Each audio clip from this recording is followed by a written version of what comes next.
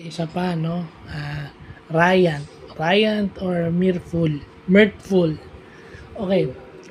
Ito yung tumatawa ka, cheerful ka, pero pag sinabi mong Ryan or Mirthful, yun yung synonym ng Ryan. Eh. Or yung isa sa synonym ng Ryan is mirthful. American English word daw ito. So, Ryan or mirthful is yung amusement. Okay?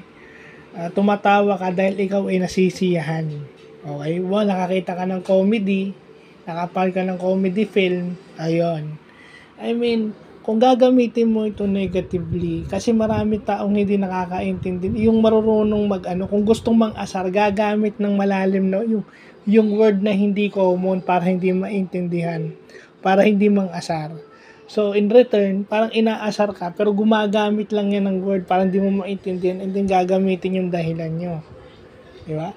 So, para malaman nyo kung inaano kayo, kailangan lumalim din yung vocabulary nyo para ma-counter nyo. Kasi baka hindi nyo alam, lalo na sa PWD, di ba, na-amuse ba kayo? Pag ginamit yung word na mirthful at saka Ryan, alam nyo ba? Di ba? So, yun yung mga bagay na hindi, kagaya ko, nalaman ko ngayon. So, kung gagamit kayo ng word na Ryan at saka mirthful, mag-isip muna kayo. Kasi minsan, iniiba yung word eh. Para lang maiwasan yung conflict, makapang-asar, pero in return, na-amuse ka.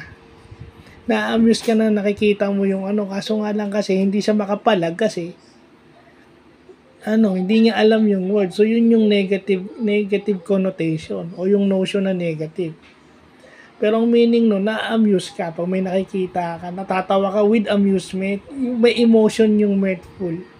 Yung Ryan is tumatawa ka lang, cheerful ka lang. So, yun yung magandang natututunan natin. Kasi,